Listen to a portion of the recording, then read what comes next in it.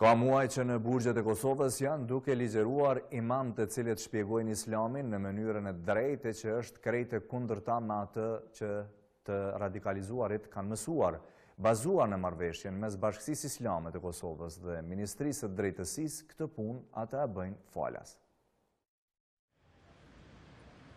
Teologu Idris Gjigoli, nga viti 2000 deri më 2005, kishte ligjëruar për persona të rënë ndesh me ligjin në qendrën e paraburgimit në Prishtinë. Për këtë, ai kishte pasur kontratë me shërbimin korrektues të Kosovës për kompensim material. Gjigoli shton se edhe pas 2005 kishte vazhduar, por pa kompensim material, vetëm që të kontribuoj për besimtarët e gjendur prapa grilave.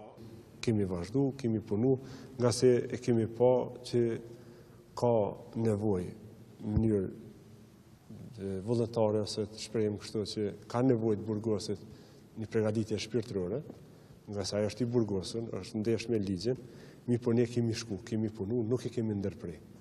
Derisa e kanë mbyllë qendrën e paraburgimit në Prishtinë.